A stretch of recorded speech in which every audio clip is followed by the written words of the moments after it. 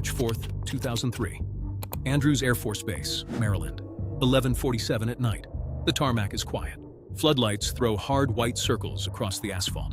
Two ground crew members in yellow safety vests guide a blue and white Boeing VC-25 to its designated parking pad with slow orange wands. The plane is the most recognized aircraft on Earth. Every air traffic controller on the planet knows its call sign. Every customs officer in every country it lands in stands aside. It does not get searched. It does not get questioned. It does not wait. Air Force One does not wait for anyone. Inside the forward crew compartment, Colonel James Doyle Whitmore is running his pre-departure checklist. 14 years flying for the 89th Airlift Wing at Andrews, 11 of those years with presidential access. He has flown over 60 heads of state. He has landed this aircraft in 34 countries. He has put the VC-25 down in monsoons, in sandstorms, in fog, so thick the runway disappears 200 feet out. He is, by every official measure, one of the most trusted military pilots in the United States of America. In the sealed cargo hold beneath the forward cabin, 3 diplomatic containers sit locked and tagged with State Department markings. The manifest lists them as communications equipment, classified, restricted, pre-cleared at the highest authorization level. No one on the ground tonight will open them. No customs officer at the other end will touch them. The call sign protects them the same way it protects everything else on this aircraft. That is simply how it works. That is how it has always worked. The president is not on board tonight. This is a positioning flight, a technical term for an empty transit. The plane needs to be at Ramstein Air Base in Germany by morning for a scheduled VIP transport mission. So tonight it flies there without him. The crew is standard. The paperwork is clean. The flight plan has been filed, approved, and logged. That detail, the absence of the president, matters more than almost anything else in this story, because without the president, there is no press pool, no Secret Service security sweep of the cargo hold, no secondary eyes on the containers that James Doyle Whitmore loaded himself 3 hours ago in a hangar bay not fully covered by the base's primary surveillance cameras. The plane lifts off at 11:58 p.m. It climbs through the cold Maryland night and banks, southeast toward the Atlantic. By morning, it will be in Germany. By morning, the containers will be gone. Who is James Doyle Whitmore? And how does a man entrusted with the most protected aircraft in the world decide to use it as a smuggling vehicle? The answer starts not in a cockpit, but in a debt. And it starts much longer ago than that March night in 2003. Whitmore grows up in Lubbock, Texas, middle child of 3. His father drives long-haul refrigerated freight across the Texas Panhandle and into New Mexico.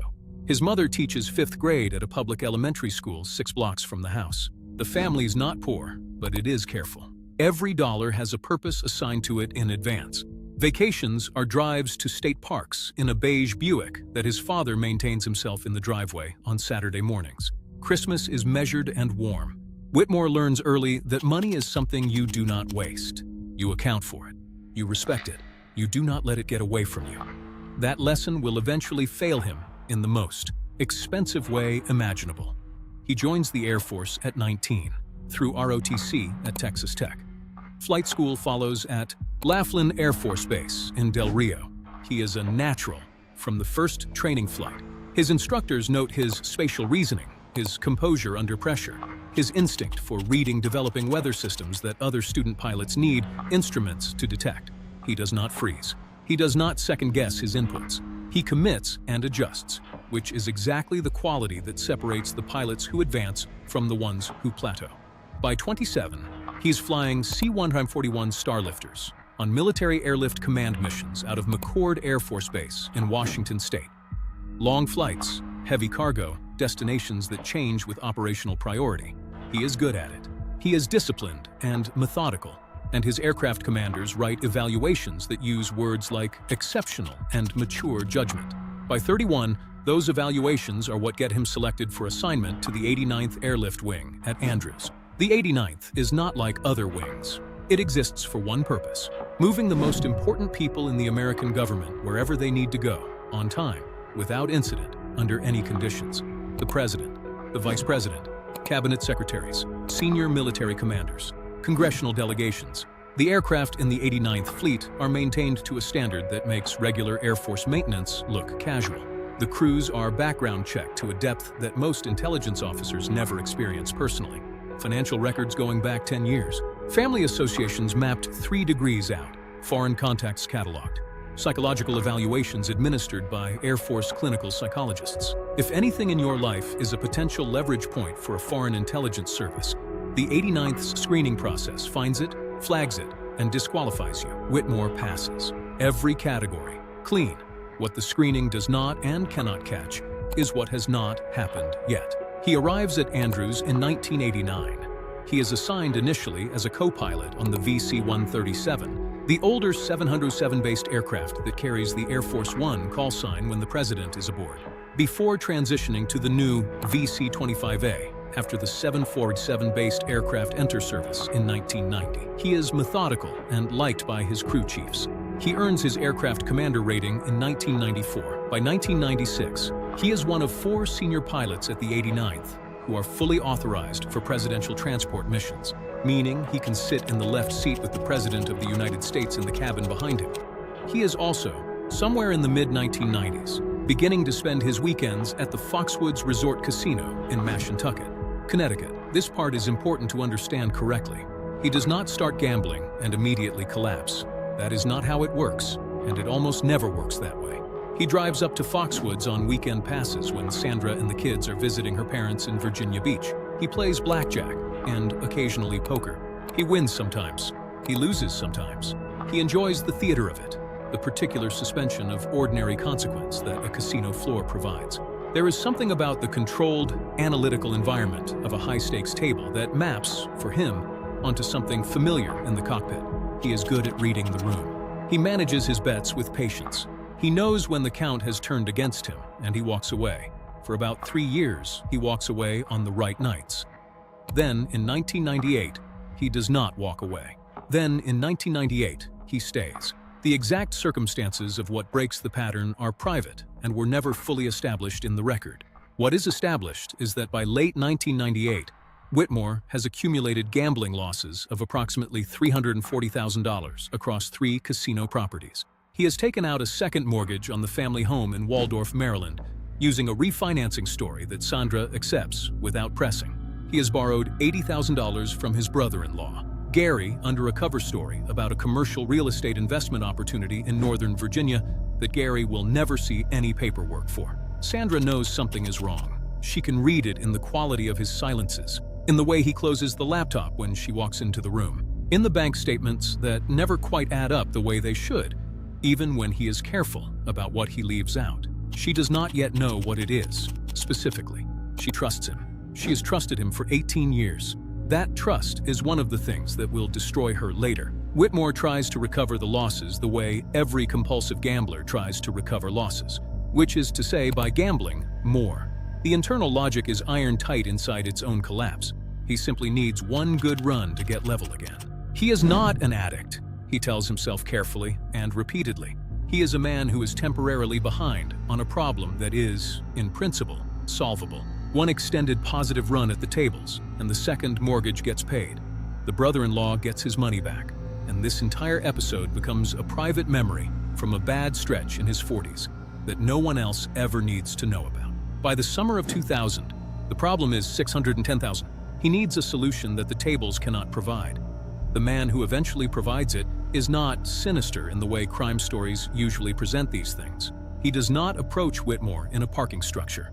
There is no envelope slid across a restaurant table. The introduction happens the way most ruinous introductions happen in the Washington area, at a social function, surrounded by people who know each other well enough to be relaxed about who they introduce to whom. The specific event is a retirement dinner for a senior Pentagon logistics officer held at a function venue in Arlington. Whitmore is there because the retiring officer flew with the 89th in the mid-1980s and has stayed in loose contact with the wing's senior pilots. The other man is there because he knows someone who knows, the guest of honor. He goes by the name Marcus Reeve. Whether that is his legal name is something investigators later spend considerable effort on without arriving at a public answer. He is in his early 50s, well-dressed without being memorable, and carries a business card that lists him as a defense logistics consultant. In Washington, defense logistics consultant is a professional category broad. enough to cover everyone from legitimate government, procurement advisors to the operational edges of things that do not have clean public names. They talk for perhaps 20 minutes at the bar while the dinner's being organized. Reeve asks about the VC-25 with the specific fluency of someone who has read the aircraft's performance specifications rather than flown it. He is interested in payload capacity and the cargo configuration. In the typical cargo manifest procedures during positioning flights, the technical term for flights made without a principal aboard. In the customs and inspection protocols at European military airfields, specifically at NATO installations in Germany and Italy. Whitmore, who has had 2 drinks and who is carrying $610,000 in gambling debt like a stone lodged behind his sternum, answers the questions without quite registering what he is being asked, or why someone at a retirement dinner would want to know any of it. 3 weeks later, Reeve calls him at home. The proposition is not framed as weapons smuggling. That is an essential thing to understand about how this kind of arrangement actually begins. It is presented as a favor to a network of people, Reeve describes, carefully and vaguely, as contractors operating in conflict-adjacent environments who need certain materials moved without the friction of standard export channels. The word weapons is not used in that first conversation. The word merchandise is used. The phrase diplomatic transit window comes up. The phrase one-time arrangement is used more than once, with the kind of deliberate emphasis that suggests Reeve knows exactly what he is doing when he says it.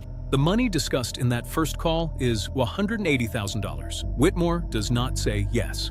He says he will think about it and hangs up. He thinks about it for 11 days. What goes through his mind during those 11 days is not part of any formal record. What can be inferred is that the math is not complicated.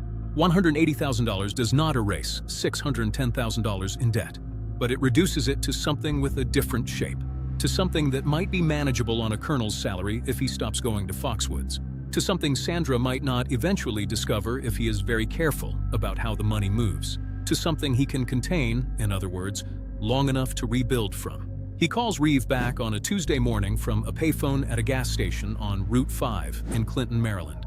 He says yes. He will later tell investigators that he made that call from a payphone because he did not want the number to appear on his personal phone records. When the investigator asks how he knew to be concerned about that, Whitmore does not answer the question. The first run is in September 2001. 12 days after the World Trade Center attacks, the Pentagon is burning, and the United States has just entered a state of military mobilization that no one in the country fully understands yet. The timing is either brazen or brilliant, depending on how you read the decision. In the weeks following September 11th, the movement of military aircraft becomes simultaneously more intense and more administratively chaotic. Positioning flights multiply. Security protocols are being rewritten in real time by people who are not yet sure what the new threat architecture looks like or what it requires. Within that chaos, a set of sealed diplomatic containers on a known and trusted aircraft with a known and trusted crew represents one of the most stable data points in a system that is shaking in every other direction. No customs officer is going to slow down Air Force One during a military emergency. No ground crew supervisor is going to question a manifest that has a State Department pre-clearance number on it, not in the middle of a national crisis. The containers go from Andrews to Ramstein. From Ramstein, Reeve's people collect them within 6 hours of the aircraft landing. What they contain, specifically, is something Whitmore later claims he did not fully know, and that claim will become one of the central disputes of his eventual prosecution. What investigators eventually establish through the German BKA's forensic reconstruction of the cargo chain is that the September 2001 shipment included disassembled components for medium-range anti-tank guided missile systems, not complete missiles, the guidance assemblies and launcher frames, enough of the critical architecture to make otherwise incomplete systems functional, materials that have no legal American export pathway because the intended end users are located in a region where U.S. arms transfers are prohibited under treaty and statute. The people at the end of that chain are not fully identified in the public record. That is not an accident. Whitmore is paid $180,000 as agreed. The money arrives in a sequence of cash deposits made by a third party into a checking account that Whitmore has opened at a bank in Fredericksburg, Virginia, under a slightly variant spelling of his middle name, combined with his mother's maiden name. The deposits are all under $10,000. Structured, in the legal sense of the word, a federal crime in its own right, separate from everything else. The second run is in February 2002. Similar containers, different destination. A transit stop at Incirlik Air Base in Turkey, where the VC-25 is refueling on its way to a scheduled VIP transport mission in the region.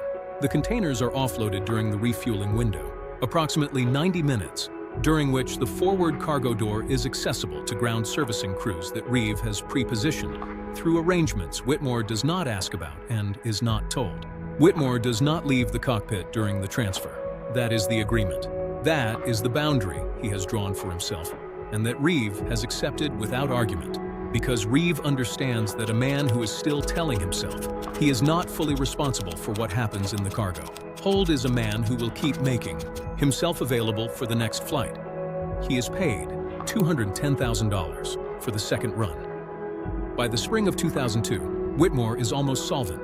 The second mortgage is still there, but the catastrophic debt has been reduced to something he can manage on paper. He books a weekend in Bermuda for Sandra's birthday. He takes Gary to a Ravens game and does not mention the real estate investment that never materialized. He sleeps better than he has in 4 years. He tells himself it is finished, that he is done, that 2 runs is a thing a desperate man does, and 3 runs is something different, and he is not going to be that different thing. The framing is precise and self-serving, and almost certainly something he believes completely when he thinks it. He goes back to flying, back to the checklist, back to the particular discipline of a man whose professional identity is built on operating within boundaries. He has spent 20 years earning the right to operate within. He stays away from the casinos. For 8 months, he stays away. Then Reeve calls again. The money this time is $250,000 for a single run to a NATO installation in southern Italy. Whitmore says yes faster than he said yes either of the previous times. That acceleration, the rising fee against the shrinking hesitation, is what investigators will later call the architecture of capture. By the third run, Whitmore is no longer a man who made a desperate choice under financial duress. He is a participant in a supply network. He is a component. The distinction matters legally because it pushes the most serious charge from opportunistic misuse of position toward something closer to conspiracy. It also matters psychologically, though Whitmore appears by this point to have insulated himself so thoroughly from the implications that the distinction barely registers. He has the cockpit and he has the cargo hold, and in his mind, they are different worlds, separated by the bulkhead between them. He does not open the containers. He does not see the transfer. He provides the window and the protection of the call sign, and then he files his paperwork and flies home and deposits the money in increments under $10,000. He is a man who has built a very specific architecture of personal deniability and who has started to mistake that architecture for innocence. The fourth run is March 4th, 2003, the flight that opens this story, and the flight that ends everything. The containers are loaded at 9:11 p.m. in a bay off the main Andrews tarmac. Whitmore supervises their placement into the forward cargo hold alongside legitimate 89th Wing equipment. The manifest he files with the Wing's logistics section describes the sealed containers as communications hardware, pre-cleared by a State Department routing number that Reeve has sourced through channels that investigators will spend the better part of 2 years trying to fully map. The routing number is real. The State Department record it traces to is a legitimate department program reference. What has been done is subtle enough that the logistics clerk who processes the manifest does not flag it, because there is nothing obviously wrong with any individual piece of the paperwork. The crew does not know. The co-pilot, a captain named Reed, who has been with the 89th for 3 years, does not know. The flight engineer does not know. The loadmaster who signs off on the cargo placement does not know. The plane lifts off at 11:58 p.m., and Whitmore climbs it to cruise altitude, over the dark Atlantic and somewhere over the middle of the ocean. He eats a sandwich and reads a Tom Clancy novel for a while, and then sleeps in the crew rest bunk for 4 hours while the co-pilot handles the cruise phase. What Whitmore does not know, sitting in the left seat as the aircraft crosses the Irish coast in the pre-dawn, is that 6 weeks earlier, a completely separate investigation in a completely different country began pulling a thread that will eventually unravel everything. The Germans find it. A customs officer at Frankfurt Airport named Petra Hulscher has been tracking a quiet anomaly in declared cargo weights on inbound American military transport aircraft for almost a year. Not Air Force One, smaller C-17 Globemaster aircraft using the same military airlift corridors into Germany. She has noticed that certain cargo declarations list equipment weights that do not match the physical weight of the pallets when they cross the freight scales during depalletizing at the military cargo facility. The discrepancies are not large, a few hundred kilograms on one manifest, a slightly different figure on another, small enough that no individual instance trips any threshold. But Holscher has been doing this job for 19 years, and she tracks patterns the way a physician tracks symptoms, noting each one individually, but looking always at what they form together over time. She files an irregularity report with the German Bundeskriminalamt, the BKA, the Federal Criminal Investigation Office. The report is initially filed under routine cargo documentation irregularity, which is the lowest administrative priority tier. It sits in a processing queue for several weeks. Then a BKA analyst named Stefan Kraft is cross-referencing the irregularity report against a separate and unconnected investigation file concerning a defense logistics consultant operating periodically in Frankfurt under the name Markus Reeve. Reeve is not unknown to German intelligence. He has surfaced on the edges of two previous arms diversion investigations, in 1997 and in 2000, both of which were closed without charges being filed because the evidentiary chains did not survive to a prosecutable standard. The BKA has a thin file. That file contains, among other pieces of background, a partial record of American military personnel with whom Reeve is known, or suspected, to have had professional contact over the preceding decade. Whitmore's name is not in it, but Reeve's phone records, obtained under a German court order during the earlier 2000 investigation and retained in the file, include a number that Kraft identifies, after checking with German telecommunications authorities, as a public payphone located in Clinton, Maryland. A payphone in Clinton, Maryland. That is the thread. Kraft submits a formal mutual legal assistance request to the FBI's Washington field office on January 28, 2003. The request travels through standard legal attaché channels, which means it arrives on a supervisory desk in Washington in mid-February and is assigned to a special agent named David Karen, who works counterintelligence. With a focus on illicit arms networks, Karan reads the entire BKA file in one sitting on a Wednesday afternoon. He reads it again the following morning. By the end of that second reading, he has a direction. He pulls financial records for the payphone locations surrounding area, cross-references them against personnel assigned to Andrews Air Force Base, and within 72 hours, through a combination of phone company records and a national security letter authorizing access to banking data, he has James Doyle Whitmore's name on a piece of paper in front of him. What the financial records show is not subtle.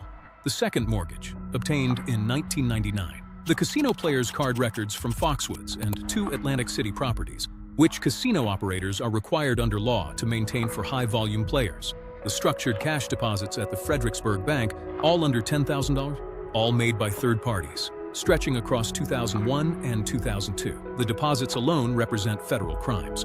The pattern of them tells Karen that whoever advised Whitmore on how to move the money had experience in financial crime methodology. By March 1st, Karen knows who he is looking at.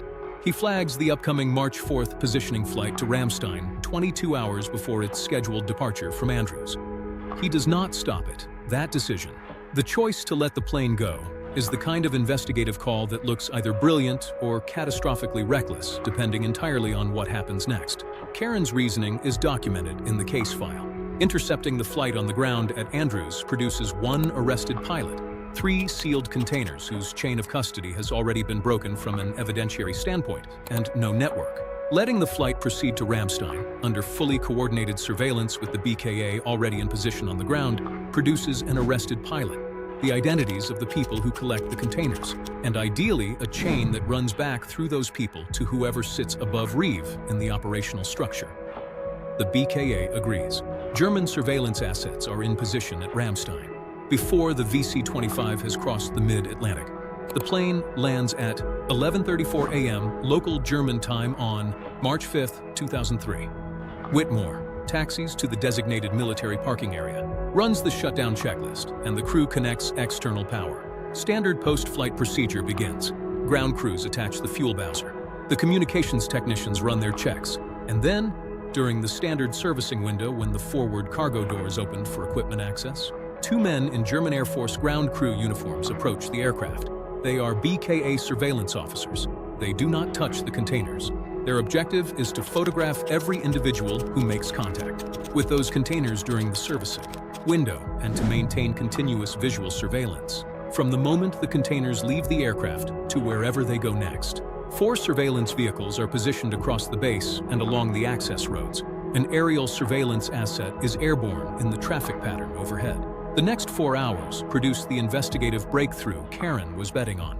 The containers are loaded into a commercial panel van that has a legitimate contractor's access pass for the base, a pass that will later be traced to a company registered in Luxembourg 18 months earlier. The van is followed by a rotating surveillance team to a commercial freight warehouse approximately 12 kilometers from the base perimeter. At the warehouse, BKA officers in 2 vehicles photographed the transfer of the containers to a second vehicle, photographed the 6 individuals involved in the transfer, and photograph 1 additional man who stands at a distance from the warehouse entrance without touching anything, watching the operation with the posture of someone accustomed to watching operations.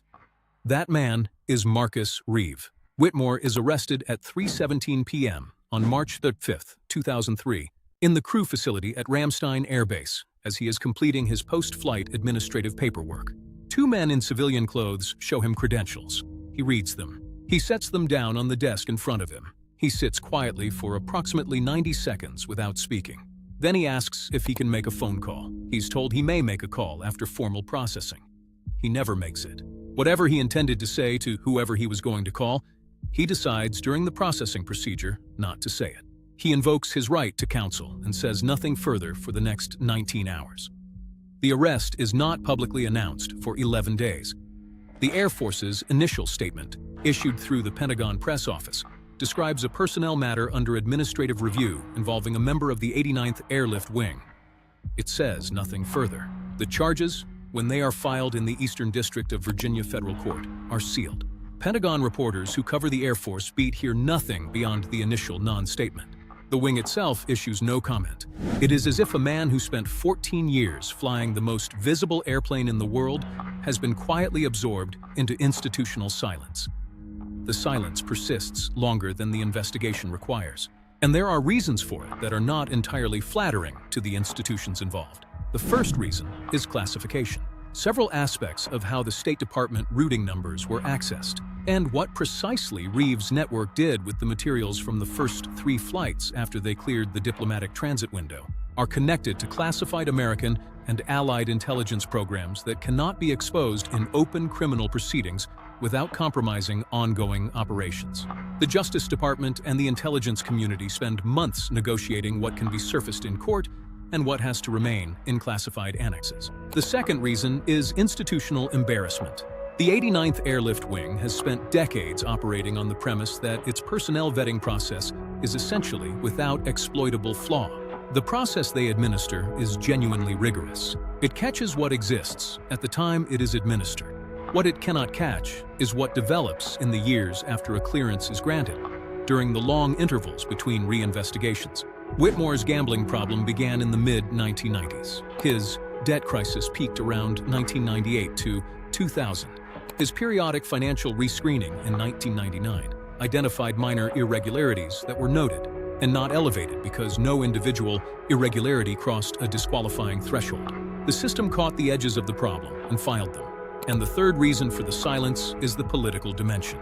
The containers on the March 4th flight are the 4th shipment. The first 3 went through clean. The materials from those earlier flights are now somewhere in the world, in the hands of end users whose full identities are still being established at the time of Whitmore's arrest. The administration managing this in March 2003 is already managing a war in Iraq that began 3 weeks before Whitmore's arrest. The last thing anyone in the relevant offices needs is a public story about how the aircraft that flew the commander-in-chief to his pre-war diplomatic meetings was simultaneously being used to move illegal weapons components by its own pilot, without anyone noticing, for 2 years. That story does not get told. Not publicly, not fully. Not then. What gets told in the court proceedings, to the extent those proceedings are public, is a stripped and classified reduced version of events that establishes the facts without fully contextualizing the network behind them. Marcus Reeve is arrested in Frankfurt in June 2003, 3 months after Whitmore, and is extradited to American jurisdiction the following year after German proceedings that are themselves partially sealed. His cooperation with American investigators is characterized by prosecutors as partial, which is the legal system's polite way of saying he gave them enough to avoid the worst outcome for himself and not enough to fully expose the structure above him, the beneficial owner at the end of the Cyprus Shell Company chain. The name or names at the top of the network that Reeve ran is never publicly identified. The record refers to them as unindicted co-conspirators. Their files remain classified. Whitmore pleads guilty in November 2003. The charges that survive the classification review and reach the public record are 3 counts of unauthorized export of defense, articles in violation of the Arms Export Control Act, 1 count of conspiracy to commit those exports, and 2 counts of structuring financial transactions to avoid federal reporting requirements. The most serious available charge, providing material support to a foreign weapons network during an active period of armed conflict, is set aside in exchange for Whitmore's full cooperation with the BKA's ongoing investigation into Reeve's broader network.